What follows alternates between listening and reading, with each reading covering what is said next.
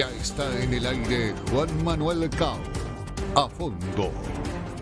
Implosión catastrófica. Ese fue el término usado por el Servicio de Guardacostas para describir la tragedia. Los 5 miembros de la expedición a los restos del Titanic terminaron siendo ellos mismos restos a rescatar en lo que han descrito como un campo de escombros a 1.600 pies de distancia del barco hundido, lo que significa que los turistas pagaron $250.000 por un pecio que ni siquiera llegaron a ver. 111 años después de su hundimiento, el fatídico transatlántico se cobra 5 vidas más, aumentando así los ecos de su oscura leyenda. Y para mayor asombro, la esposa de uno de los 5 muertos es descendiente directa de una pareja que perdió la vida en el Titanic tras el choque con un témpano de hielo en abril de 1912. Hoy vamos a ver cómo encontraron los restos del sumergible implosionado y qué sucede en estos casos.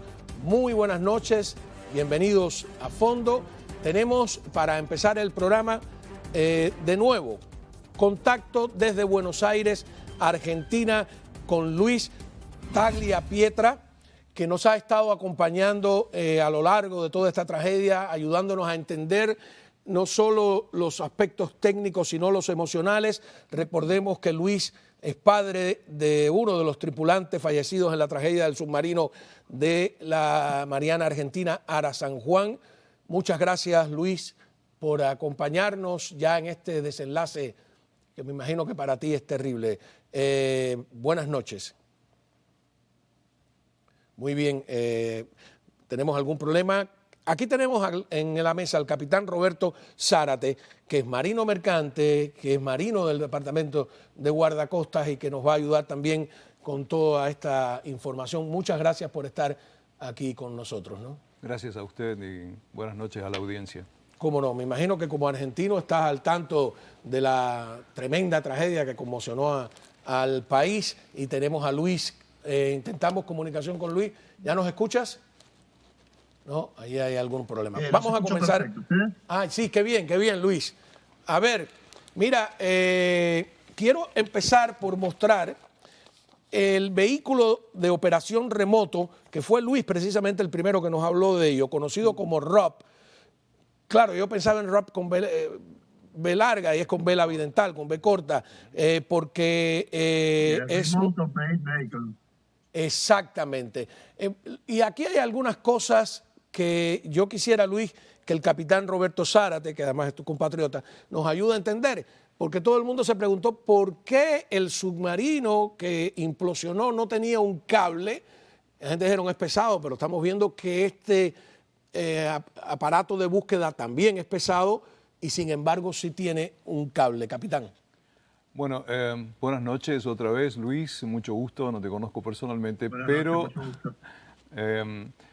lo que se llama en inglés el tethering, que es algo que tendría que ver con una conexión directa que puede ser de fibra óptica o también podría llevar algún tipo de gas, en este caso oxígeno, no estaba presente. Ellos usan una tecnología que es basada en una plataforma, desarrollan el sumergible. Y otra distinción muy importante de hacer, estamos hablando de un sumergible comparado con un submarino, son dos cosas completamente distintas. Pero este es un sumergible que pretendía ser un submarino. No tenía la pretensión, propio. pero al llegar a ciertas profundidades debería tener algunas cuestiones, como por ejemplo el oxígeno. Justamente anoche visité el sitio de esta gente y no encontré ningún tipo de redundancia en la ficha técnica del sumergible. Y eso me llamó poderosamente la atención. ¿Qué es redundancia? O sea, redundancia es que si hablan que tendrían un tanque de oxígeno, deberían tener algo auxiliar, probado en redundancia en caso de falla del primer tanque. Tampoco encontré filtros de anhídrido carbónico, en este caso, que despide del cuerpo cuando uno respira, la exhalación. Eso tampoco encontré. Entonces digo, ¿cómo desarrollaron esto pensando que 5 personas van a respirar dentro? Y después de un cierto tiempo no van a reciclar lo que exhalan. Este tipo de cosas no las encontré, también me llamó la atención la velocidad que desarrolla, que es un máximo de 3 nudos, la corriente en esa área, a esa profundidad podría estar entre 1.7 y 2.5. Esto quiere decir que de enfrentar corriente de frente, no avanzarían más que medio nudo. O sea, esto me llama la atención. Encontré mucha precariedad, como ven ustedes en las imágenes. La corriente del Golfo aquí es más de 3 nudos. Bueno, en los estrechos de la Florida, en algunos Sí, sitios, claro. lo que pasa es que la corriente a esa profundidad es distinta. Claro, claro. Ok, Y puede llegar incluso hasta gira, 5. Claro. gira distinto el agua y todo. Correctamente. Luis, vamos al aspecto humano, ¿no? Has revivido una tragedia que, como nos habías contado los 2 días anteriores, has vivido con una intensidad que ninguno de nosotros podemos sentir, ¿no? Fueron, curiosamente, los familiares los primeros de uno de los desaparecidos que dieron la noticia, porque las autoridades estaban todavía más demoradas. ¿Sucedió lo mismo contigo? Sí, bueno, ante todo, mi más sentido pésame a las familias de estas 5 personas que, bueno, es muy lamentable lo que ha pasado. Coincido con el capitán respecto de no solamente la precariedad, sino la falta de elementos de seguridad, ¿no? Y elementos fundamentalmente de emergencia, el hecho de pensar que no tenían cómo posicionarse, cómo hacer saber su posición y demás, realmente es alarmante. Y sí, bueno, a nosotros nos pasó cosas mucho peores. Siendo un submarino de guerra, sufrimos encubrimiento, sufrimos muchas mentiras por parte de nuestro gobierno y por parte de la propia Armada Argentina. Y es hoy en día, ya lo hablamos antes, no quiero ser tampoco repetitivo, pero es hoy en día que seguimos Bueno, estamos viendo, mira, luchando solamente para saber... Luis, me doy cuenta que estás conduciendo por Buenos Aires, ¿no? Es una prueba también de cuando una señal está en movimiento, que es algo que le debe haber ocurrido al submarino, cuán difícil es. Ya vimos ayer el caso del turista mexicano que perdió señal hace un año y dejaron de comunicarse y todo. Ahora, vamos a ver videos de qué es un escombro, porque han hablado de campo de escombros. ¿Qué es un campo de escombros? Precisamente este es un campo de escombros. Hay tazas ahí mismo, cerca del Titanic, ¿no? Muy difícil de identificar cualquier cosa, ¿no? Porque ahí vemos de todo hierro, yo veo ahí hasta, me parece, placas de cemento, láminas retorcidas. Es tremendo esto de un campo de escombros, ¿no, capitán?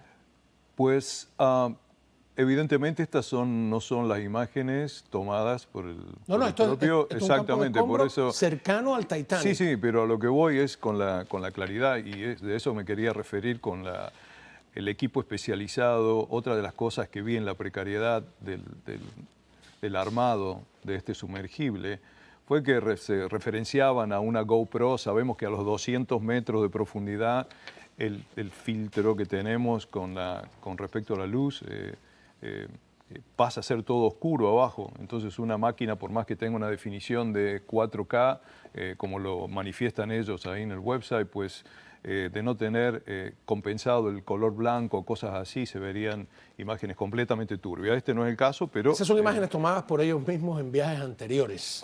Entonces, ok. una de las cosas que se quejaba y que no cedían el material. que no le da, que no cedían el material, el youtuber mexicano, ¿no?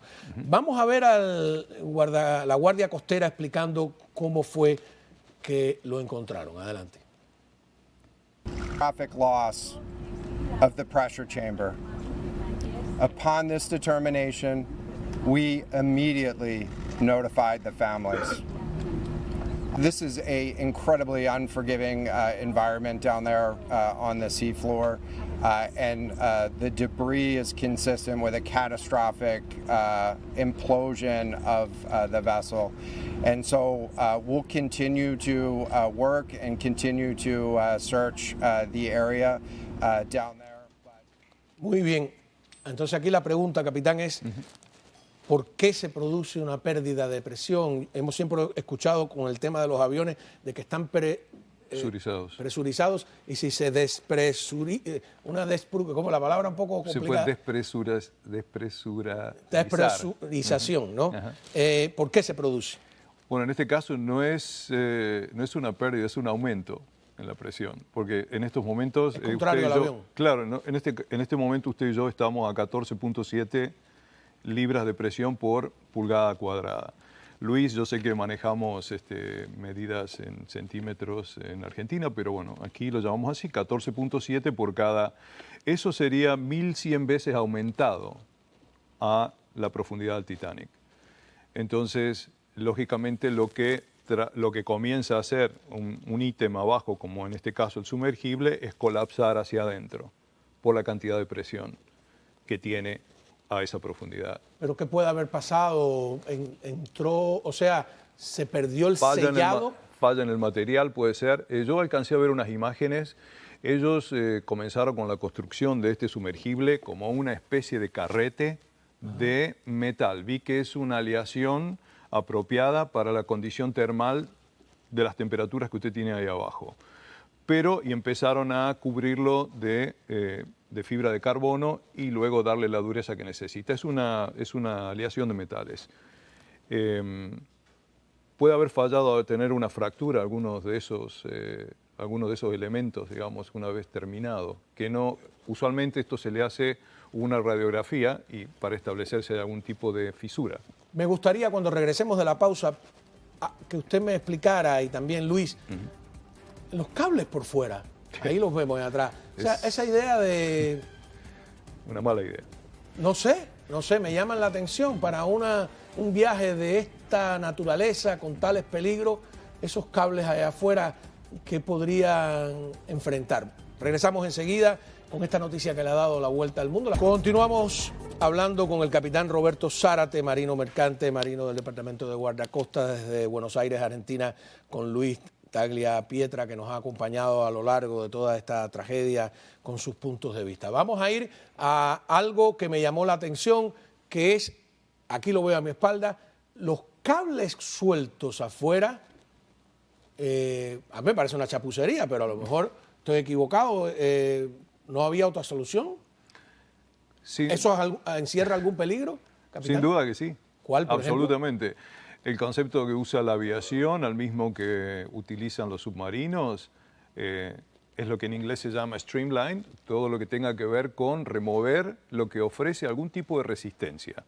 Todo lo que usted lleve adicional a esto que se ve en la parte de afuera del sumergible, le ofrecería alguna resistencia y la posibilidad de engancharlo con algo. En algún tipo de escombro que usted mencionó hace un rato. Una mantarraya, lo que sea, que pudiese causar, digamos, la falta de comunicación o algún efecto contrario, digamos, al propósito de tener... Y también está amarrado, me parece, no es que está... Eso es probablemente, para mi entender, insulación por la temperatura, porque usted llega prácticamente en esa profundidad a 0 grados. Imagino que buscando espacios dentro. Un asunto también de rentabilidad, ¿no? Probablemente veo un medidor electrostático ahí afuera, hidrostático, perdón, que está en la parte posterior, en la parte de abajo. ¿Y abajo hay plomo, me dice usted? He visto plomo en la foto que tienen. Esta foto no se ve claro, pero en el sitio de ellos, que hoy, por cierto, está desconectado. Como lastre, ¿no? Exacto, exactamente, esa sería una de las palabras. Ajá. Es lo que usted utilizaría al soltarlos para empezar a subir. Ajá. De hecho, en el video que vimos ayer, parte del lastre lo suelta. Correcto, ¿no? Exacto. Dependen totalmente, Luis, de la electrónica aquí, es lo que veo, ¿no? Si de repente aprietas el botón y el lastre no soltó, es así en los submarinos normal, en los verdaderos submarinos, digamos, de la Marina como el de Argentina.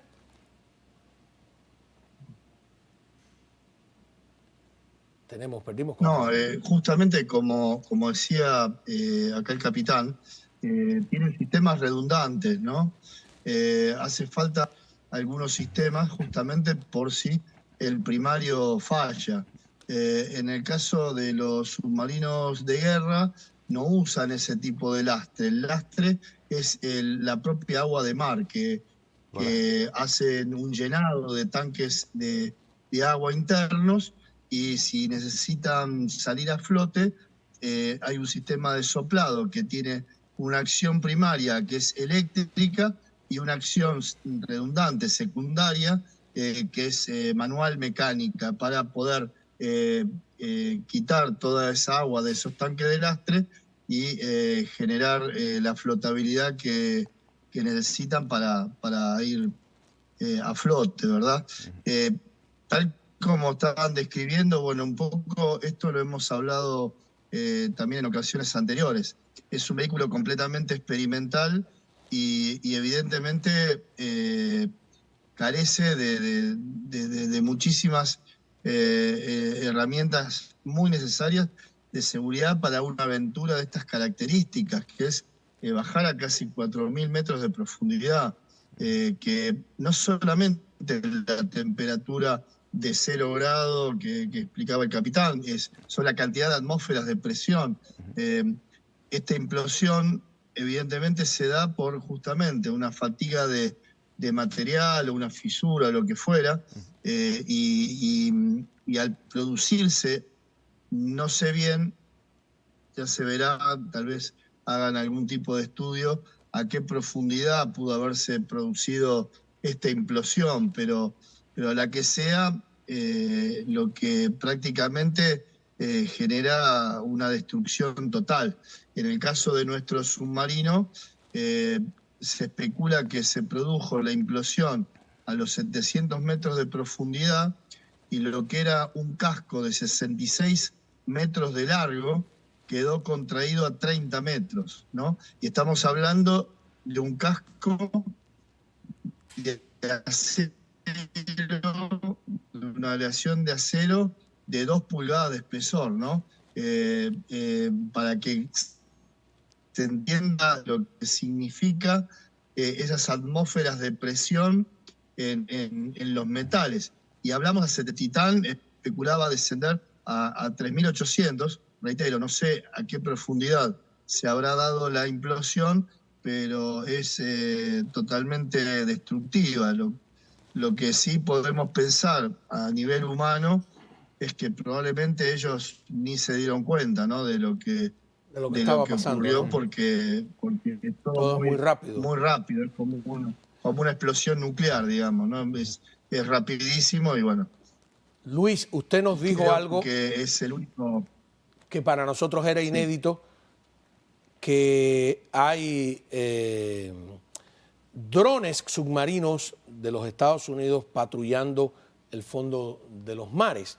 Hoy se hizo una revelación interesante, que hay un sistema de boyas top secret, bastante secreto, que el ejército norteamericano, la inteligencia norteamericana tiene para detectar sonidos de banda ancha. Mire cómo dice, la fuente es el Wall Street Journal. Dice, la Marina de Estados Unidos analizó datos acústicos y detectó una anomalía que concordaba con la implosión o explosión en los alrededores del área donde estaba operando el sumergible Titán cuando se interrumpieron las comunicaciones. Y entonces dicen que aunque no era definitiva, esta información fue compartida de inmediato con el comandante de incidentes para prestar asistencia en la operación de búsqueda y rescate que estaba en marcha. Es decir, que tienen una capacidad. Pasó algo cuando el derribo de las avionetas de Hermanos al Rescate, no sé si Luis allá se enteró en Argentina, que son unas avionetas que el régimen castrista derribó aquí, que de repente nos enteramos de que el gobierno norteamericano podía grabar todas las conversaciones que realizaban por radio los aviones incluso de guerra de Cuba. Hay un montón de cosas secretas que salen a la luz de repente en casos como esto, pero sí, asombroso, sin duda. ¿no? Yo participé hasta hace muy poco, ya estoy retirado, pero trabajé para el Instituto Oceanográfico del Estado de la Florida. Y uno de los servicios que le provee el instituto a NOAA, que es el servicio meteorológico, es justamente la reparación y revisión de los Dopplers. Los Dopplers son como unas radares, ¿no?, planchas gigantes que están en el fondo del océano, que tienen un movimiento que ayudan a otra unidad que se llama beacon en inglés, que a transmitir ciertas señales acerca de lo que está aconteciendo en esa área. Esos tienen la capacidad de recoger sonido también, es a eso a lo que se refieren. Entonces están distribuidos en partes estratégicas en las costas. Usted que habla de beacon, y no sé si Luis nos pueda escuchar también aquí, el beacon es algo que uno compra en West Marine, en las tiendas aquí. Si te vas en un barco, es un aparatito generalmente amarillo con una antena que cuando tú lo tiras al agua, pues lanza una señal. Mi pregunta es, tantas cosas externas que tenían, ¿por qué no tenían una suerte de beacon, de señalador, o es que a esa profundidad no funciona? El radio beacon actúa en 406 megahertz y cuando está sumergido, justamente cuando se sumerge a medio metro, ya se activa.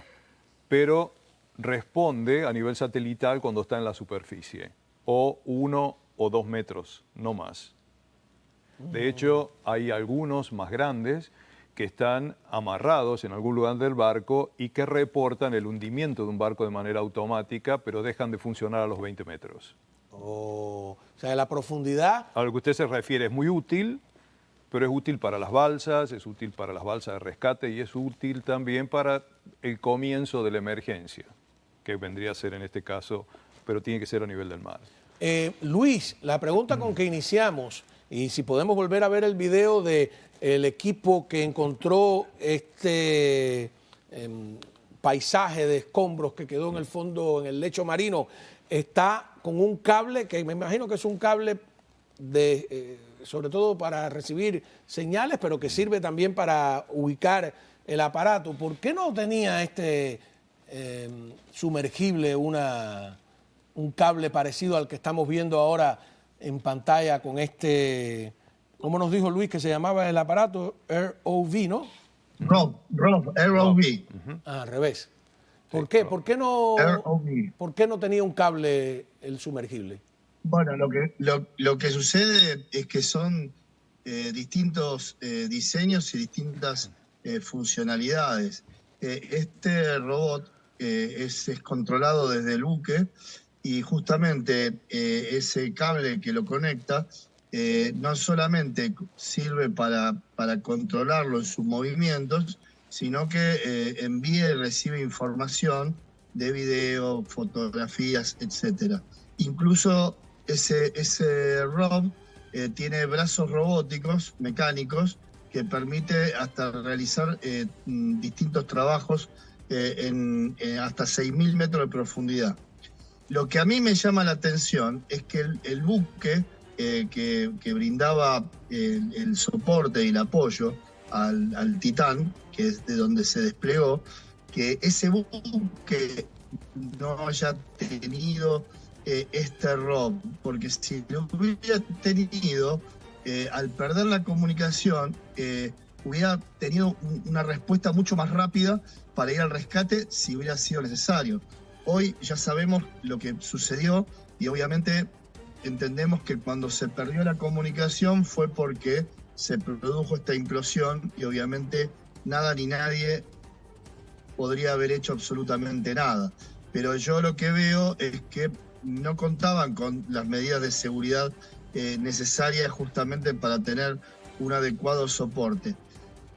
Hay lo que se llaman radiobalizas, se llama sistema SPIRB, S-P-I-R-B, que están preparadas para alta profundidad. Estas las llevan los submarinos y permiten ser eyectadas desde el submarino a altas profundidades y se activa recién cuando llega a superficie y allí se hace la conexión satelital para determinar la posición exacta, no cuando salió a superficie, sino la posición de cuando fue eyectada. Esto es para la búsqueda de submarinos de guerra perdidos.